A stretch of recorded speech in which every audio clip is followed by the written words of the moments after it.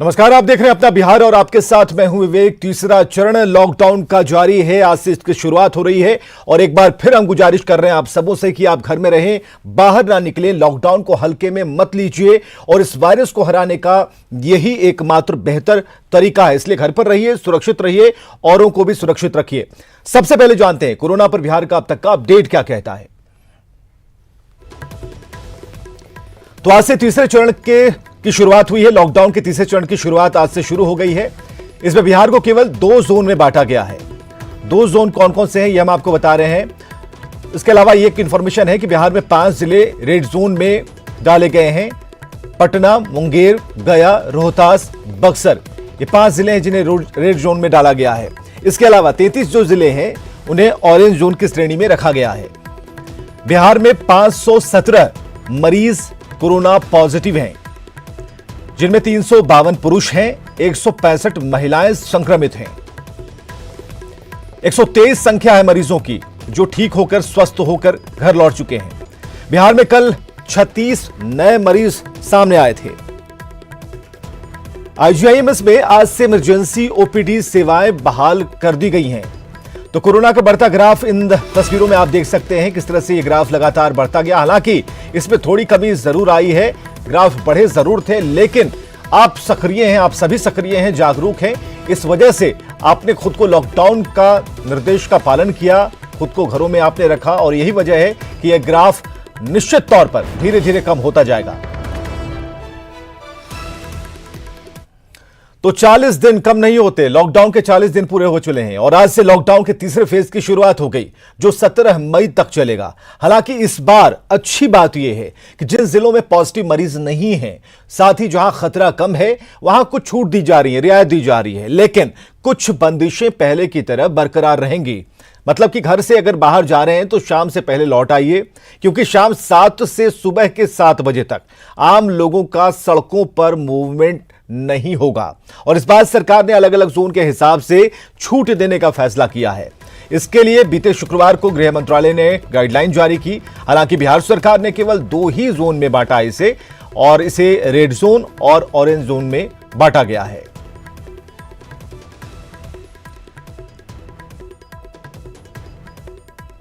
तो लॉकडाउन 3.0 में क्या क्या छूट है ये हम आपको बताते हैं। रेड जोन की बात सबसे पहले, जिसमें आप देख पा रहे हैं कि रेड जोन को किस तरीके से 2 जोन में बांटा गया और उसमें क्या क्या रियायतें दी गई हैं। तो एक बार फिर हम इसे रिपीट करते हैं कि क्या छूट मिलेगी ये जानिए। ग्रामीण क्षेत्रों में औद्योगिक और निर्माण गतिविधियां होंगी। रेड जोन में मनरेगा का काम चलेगा। कृषि आपूर्ति श्रृंखला में सभी कृषि गतिविधियां जारी रहेंगी, जैसे कि बुआई, कटाई, खरीद और विपणन संचालन की अनुमति होगी। तो ये हम एक एक कर आपको बता रहे हैं क्या इसमें छूट मिलेगी।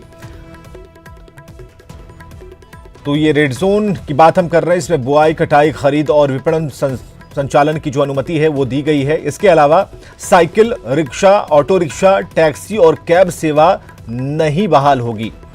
एक जिले से दूसरे जिले के बीच बस सेवाएं भी बंद होंगी। इसके अलावा स्पा, सैलून और नाई की जो दुकानें हैं वो बिल्कुल नहीं खुलेंगी। तो बसों के परिचालन की छूट नहीं होगी। लॉकडाउन 3.0 में ऑरेंज जोन में क्या क्या गतिविधियां हो सकती है। ऑरेंज जोन में टैक्सी, कैब की अनुमति नहीं होगी। उसी तरह कैब में ड्राइवर के साथ एक ही पैसेंजर होगा। इंडस्ट्रियल एक्टिविटी शुरू होगी, कॉम्प्लेक्स भी खुलेंगे। ये ऑरेंज जोन की हम बात कर रहे हैं। शराब और पान की दुकानें खुलेंगी।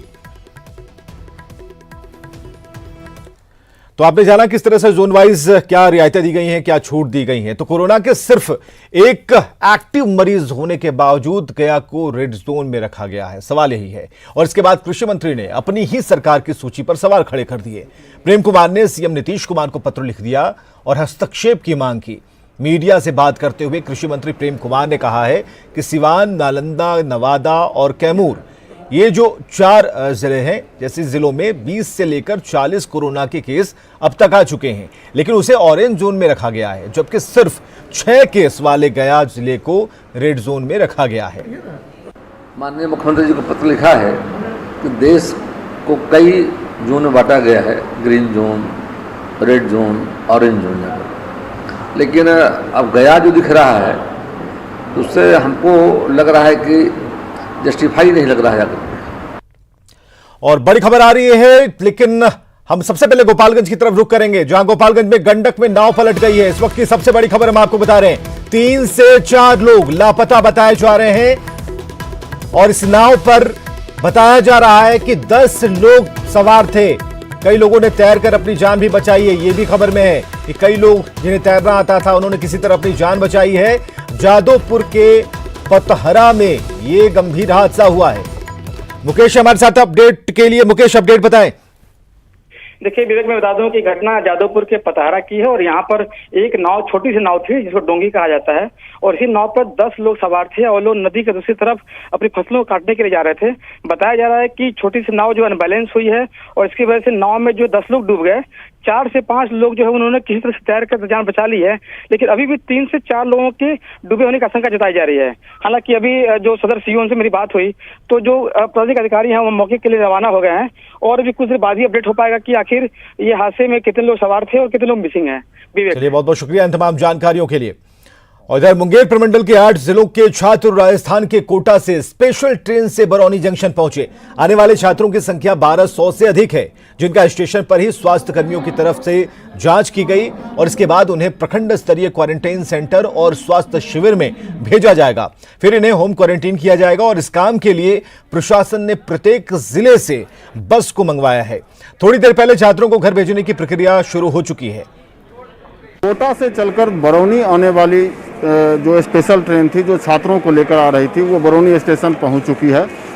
अब यहां छात्रों को ट्रेन से उतारने की प्रक्रिया की जा रही है। साथ ही साथ सर्वप्रथम रेलवे स्टेशन पर उनकी स्क्रीनिंग की जाएगी। फिर छात्र का जो प्रखंड स्तरीय क्वारंटाइन सेंटर है वहां पर जो स्वास्थ्य कर्मी हैं वहां ले जाया जाएगा उन्हें। फिर वहां उनकी स्क्रीनिंग होगी और उन्हें होम क्वारंटाइन किया जाएगा।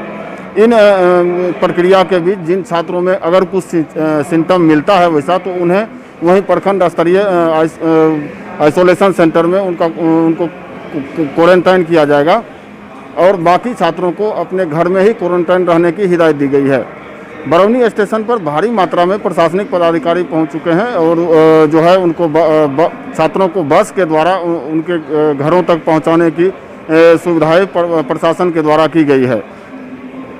अब देख सकते हैं किस तरह से छात्र आए हैं और काफ़ी उत्साहित भी हैं छात्र। आइए हम छात्र से भी पूछते हैं कि कैसा महसूस कर रहे हैं अपने घर आकर। कैसा महसूस कर रहे हैं आप आए यहाँ, कैसा महसूस कर रहे हैं? बहुत खुशी हो रही है कि आज 1 महीने से हम लोग फंसे हुए थे और आज हम लोग घर पर मतलब अपने होम टाउन आ रहे हैं। बहुत अच्छा लग रहा है। अच्छा हुआ कि हमें बिहार गवर्नमेंट ने वापस से बुला लिया, वरना वहाँ पे हमारी हालत और खराब, क्योंकि हॉस्टल से सब बंद हो चुका था, मेस भी बंद हो चुका था, खाने को मिल भी नहीं रहा था। आप लोग प्रतीक्षा कर रहे हैं? हाँ, दिन की? हाँ, बहुत दिनों से। अच्छा लग रहा है ऑब्वियसली यहाँ आने के बाद। वहाँ पे actually main problem mental disturbance है। 1 महीने ऐसे टाइम तो बढ़ गया, हमारे लिए पढ़ाई की टाइम थी, पर मेंटली डिस्टर्ब हो जाने की वजह से पढ़ाई बिल्कुल नहीं हो पा रही थी। तो मेन प्रॉब्लम यही था। घर आके सेफ लगेगा, घर हमेशा सेफ होता है कहीं पर भी। तो बहुत बहुत बहुत थैंक यू बिहार गवर्नमेंट से। छात्र पहुँचे हैं, उनमें कितनी खुशी है। निश्चित रूप से वो अपने घर के लोगों से मिल पाएंगे और जो उनकी दिक्कतें थी तकरीबन 1 महीने से वो काफ़ी परेशानियों का सामना कर रहे थे, तो घर आकर उनको काफ़ी खुशी भी मिली है। संतोष कुमार, न्यूज़ 18 बेगूसराय। और इधर कोटा से बरौनी पहुंचने वाली ट्रेन में मुंगेर प्रमंडल के 8 जिले के छात्र हैं। छात्रों की स्टेशन पर ही स्वास्थ्य कर्मियों ने जांच की और इसके बाद प्रखंड स्तरीय क्वारंटीन सेंटर और स्वास्थ्य शिविर भेजा जाएगा। इसके बाद में उन्हें होम क्वारंटीन किया जाएगा। प्रशासन की तरफ से प्रत्येक जिले के लिए बस मंगाई गई है, जहां से छात्रों को भेजने की जो प्रक्रियाएं हैं वो शुरू हो चुकी हैं। 22 मेडिकल टीम है, सभी का स्क्रीनिंग करेंगे हम लोग और सिम्टोमेटिक रहेगा उसको यहाँ पे हम लोग 21 दिन के लिए क्वारंटाइन में रखेंगे। बाकी लोगों को सभी को अपने। और आज दोपहर कोटा से एक स्पेशल ट्रेन 1100 से ज्यादा छात्रों और मजदूरों को लेकर गया पहुंच रही है। गया स्टेशन पर तैयारी पूरी है और स्टेशन पर आने वालों की स्कैनिंग की जाएगी और इसके बाद उन्हें बसों के जरिए उनके शहरों में भेज दिया जाएगा। गया आने वाले छात्रों और मजदूरों में मगध प्रमंडल के औरंगाबाद, नवादा, जहानाबाद और अरवल के रहने वाले हैं। गया स्टेशन पर तैयारी का जायजा लिया हमारे सहयोगी अरुण चौरसिया ने। कि उनको आइसोलेशन करके और सोशल डिस्टेंस मेंटेन करते हुए उनका थर्मो स्क्रीनिंग करके सिविल एडमिनिस्ट्रेशन सारी व्यवस्था की है। जी जी, आपके परिसर में हो रहा है तो कई ट्रेन की ये सब हमारे परिसर से वो जांच करके वो बाहर निकाल लिया जाएगा। एक ट्रेन यहाँ आ रही है, उसमें 1187 के 1100 लगभग बच्चे हैं और मजदूर भी हैं उसमें कुछ। इनके लिए हम लोग जो मगध प्रमंडल के अंतर्गत जितने भी ज़िले हैं, आपका नवादा हुआ, जहानाबाद, औरंगाबाद, अरवल, गया, इन सारे ज़िलों से 46 बसेस की व्यवस्था की गई है। जो जिस जिला के होंगे उनको उन जिलों में भेज दिया जाएगा। कोटा से गया के लिए स्पेशल ट्रेन आ रही है जो गया जंक्शन तक आएगी और इसमें गया जिला के साथ ही आसपास के औरंगाबाद, नवादा, अरवल समेत कई जिला के छात्र और प्रवासी मजदूर यहाँ आ रहे हैं। उनके आने को लेकर गया जंक्शन पर विशेष तैयारी की जा रही है और लगभग तैयारी पूरी हो गई है। आप देख सकते हैं कि पूरी बैरिकेटिंग की गई है 1 नंबर प्लेटफॉर्म पर और इसके साथ ही बाहर जो स्टेशन का परिसर है वहाँ टेंट लगाए गए हैं, पंडाल लगाए गए हैं। जो भी यहाँ ट्रेन से उतरेंगे उनकी स्कैनिंग होगी और बारी बारी से उनको यहाँ से ले जाया जाएगा और जो क्वारंटाइन सेंटर बनाया गया है अलग अलग इलाकों में, वहाँ जाकर उनको रखा जाएगा। सहयोगी विपिन के साथ अरुण चौरसिया, न्यूज़ 18 गया। तो प्रवासी मजदूरों को लेकर आरजेडी का नया दांव सामने आया है। जी हां, तेजस्वी यादव ने बिहार सरकार को ऑफर दिया है। 50 ट्रेनों का किराया देने का ऑफर किया है। अब प्रवासी मजदूरों को लेकर अब जो सियासत है वो परवान पर है और तेजस्वी यादव ने इसकी शुरुआत कर दी है। बिहार सरकार को उन्होंने ऑफर दिया है और ऑफर क्या है जरा ये जानिए। 50 ट्रेनों का किराया देने का ऑफर किया गया है। बिहार सरकार से ट्रेनों के इंतजाम की अपील की गई है 5 दिनों में। तो प्रवासी मजदूरों को लेकर सियासत तेज है। कांग्रेस और आरजेडी ने नया दांव खेला है। नया दांव यह है कि ट्रेनों का किराया देने का ऑफर रखा गया है सरकार के सामने। राज्य सरकार के सामने ट्रेनों के किराए को देने का ऑफर किया गया है। बिहार सरकार से ट्रेनों के इंतजाम की अपील की गई है। 5 दिनों में ट्रेनों के इंतजाम की अपील की गई है।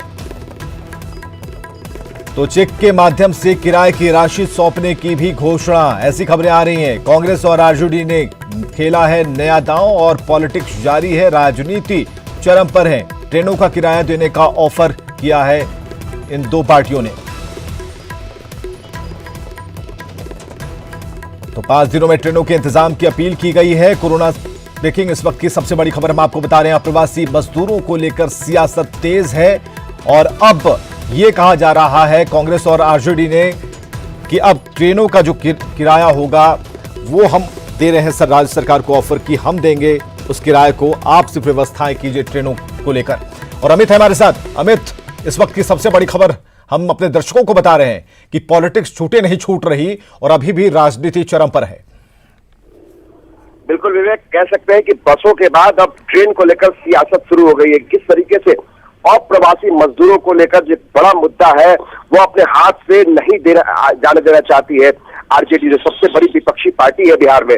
वो लगातार पहले बसों के द्वारा छात्रों और जो दूसरे राज्यों में फंसे मजदूर थे उनको लाने की उन्होंने एक ऑफर दिया था बिहार सरकार को, लेकिन जब ट्रेन से मजदूर आने लगे तो रेल भाड़े को लेकर एक नया मुद्दा बना है।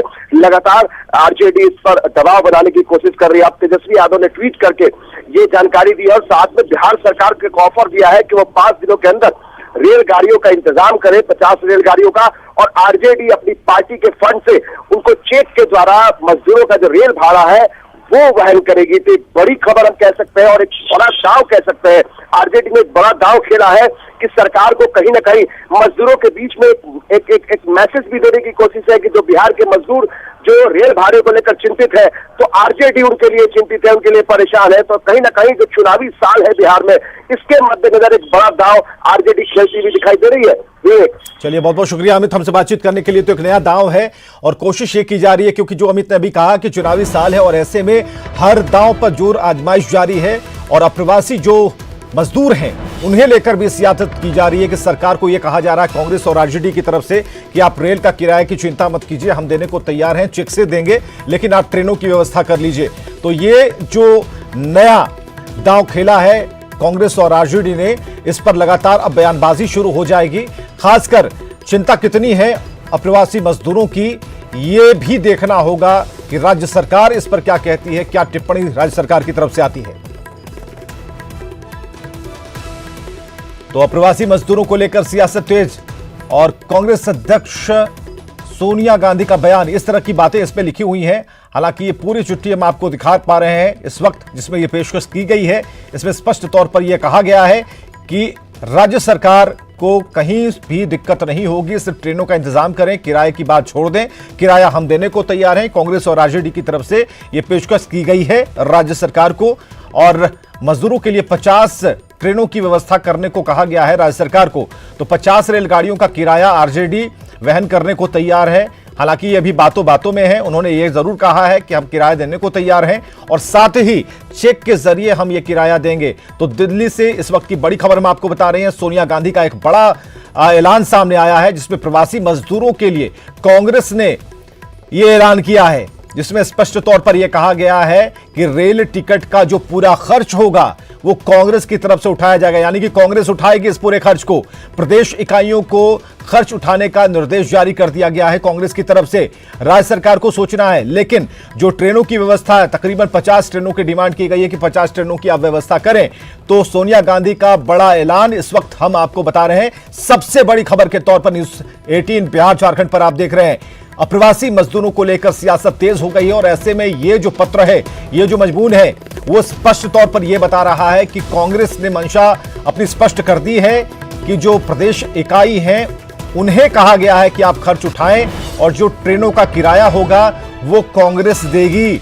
यानी कि जो अप्रवासी मजदूर हैं उन्हें लेकर जो राज्य सरकार की सोच है कि आप उन्हें चाहते हैं कि अगर आप प्रदेश में बुलाना चाहते हैं, अपने देश लौटाना चाहते हैं, तो यह जरूरी है कि आप कोशिश करें, उन 50 ट्रेनों का इंतजाम करें। जहां तक किराए का सवाल है तो कांग्रेस उठाएगी रेल टिकट का पूरा खर्च। यह बात सोनिया गांधी की तरफ से स्पष्ट कर दी गई है। तो प्रदेश इकाइयों को इस पत्र के जरिए खर्च उठाने का पूरा जिम्मा दिया गया है। इस वक्त की सबसे बड़ी खबर हम आपको बता रहे हैं।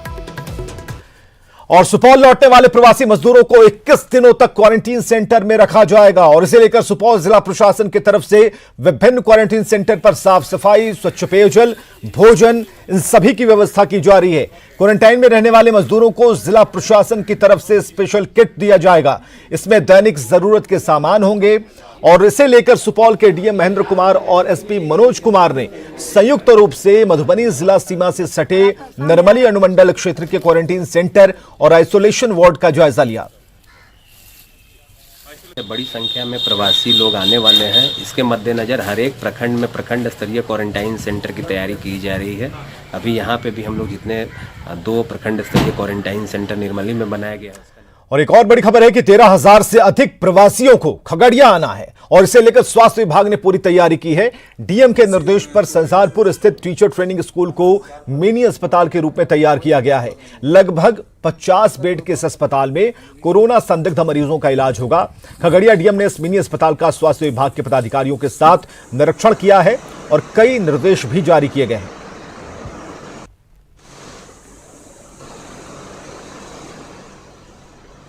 लोग हो सकता है निश्चित रूप से इतने सारे लोग जो आएंगे उसमें कुछ लोग हो सकता है सिम्टोमेटिक हों आते समय ही, तो उनको तो प्रथम दृष्टिया ही हम लोग हेल्थ क्वारंटीन कर लेंगे। ब्लॉक स्तर पर एक अलग से भवन इसके लिए चिन्हित किया गया सभी ब्लॉक्स में, वहाँ पर उनको रखकर उनकी सैम्पलिंग कराई जाएगी ब्लॉक पर ही और सैंपल्स के रिजल्ट आने तक उनको वहीं रहना होगा। और जमुई में लॉकडाउन के लिए एसएसबी के जवानों की तैनाती की गई है। पुलिस अधिकारियों ने एसएसबी के जवानों के साथ फ्लैग मार्च किया है। कई लोगों पर कार्रवाई भी हुई है। इस दौरान पुलिस ने लाठीचार्ज किया है। मौके का जायजा लिया हमारे सहयोगी केसी कुंदन ने। कोरोना बंदी को लेकर लॉकडाउन का तिथि बढ़ाया गया है और समय बढ़ने के बाद लोग लापरवाह न हो, क्योंकि जमुई जिला में अभी तक एक भी कोरोना का पॉजिटिव मरीज नहीं मिले हैं, लेकिन प्रशासन मुस्तैद है। देख सकते हैं कि फ्लैग मार्च कराया जा रहा है जिले में और सभी थाना क्षेत्र में जो पुलिस बल के द्वारा फ्लैग मार्च किया जा रहा है। वैसे लोग जो दुकान खोल के रखे हैं, कहा भी गया है ग्रीन जोन का मतलब ये नहीं कि लापरवाह हो जाए आप और आप खुलेआम सड़क पर निकल जाए या दुकान खोल दें। देख सकते हैं कि अफरा तफरी का माहौल बन गया है। जो जैसे ही जिला प्रशासन के लोग जो पुलिस बल बाहर निकली है, लोग भागना शुरू कर दिए हैं और लापरवाही देखिए कि सजा भी दिलाई जा रही है। जो जिस तरह से लोग लॉकडाउन का उल्लंघन करके बाहर निकले हैं और फ्लैग मार्च के लिए निकला हुआ है पुलिस बल। अनावश्यक बाहर नहीं निकले, पूर्णतः लॉकडाउन का पालन हो और फिर से यह बढ़ाया गया है।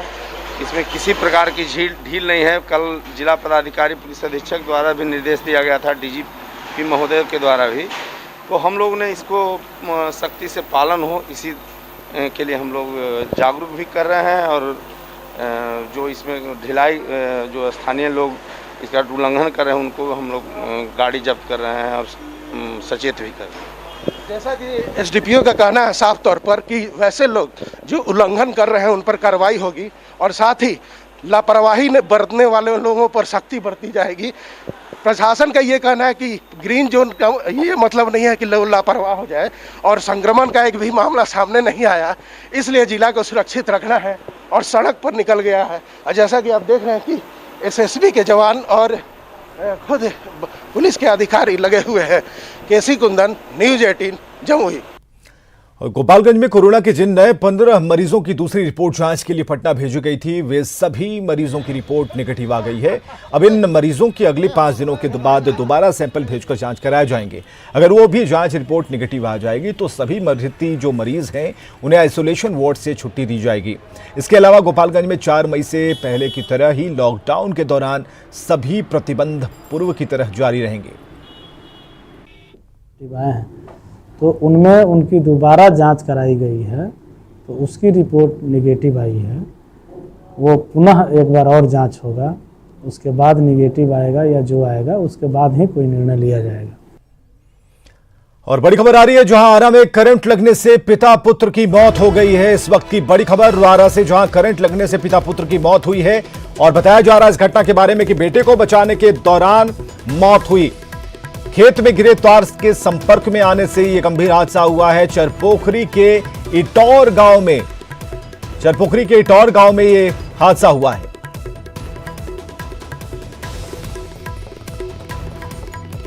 तो बड़ी खबर, आरा में करंट लगने से पिता पुत्र की मौत और बताया जा रहा है इस घटना के बारे में कि बेटे को बचाने के दौरान इस तार की चपेट में आ गए और खेत में गिरे तार के संपर्क में आने से यह हादसा हुआ है। एक तरफ कोरोना बंदी को लेकर पूरा विश्व आर्थिक संकट से जूझ रहा है तो दूसरी तरफ रिलायंस की जियो कंपनी एक के बाद एक विश्व के बड़े बड़े निवेशकों को अपनी तरफ आकर्षित कर रही है। जियो में एक बार फिर बड़ा निवेश हुआ है। फेसबुक के बाद विश्व की बड़ी निवेशक कंपनियों में एक सिल्वर लेक पार्टनर्स ने जियो में $750 मिलियन यानी कि 5,655 करोड़ 75 लाख का निवेश किया है। सिल्वर लेक का भारत में यह अब तक का सबसे बड़ा निवेश है। आपको यह बताएं कि सिल्वर लेक का विश्व में कई बड़ी और सफल कंपनियों में निवेश करने का ट्रैक रिकॉर्ड है। रिलायंस के चेयरमैन मुकेश अंबानी ने सिल्वर लेक का जियो में निवेश के लिए स्वागत किया। मुकेश अंबानी ने कहा है कि भारत की डिजिटल क्रांति में बदलाव लाने के लिए यह निवेश एक महत्वपूर्ण भूमिका अदा करेगी। सिल्वर लेक के जियो में निवेश से जियो की शेयर मार्केट में वैल्यू 4,90,000 करोड़ रुपए हो गई। वहीं जियो प्लेटफॉर्म की वैल्यू बढ़कर 5,15,000 करोड़ रुपए की हो गई है।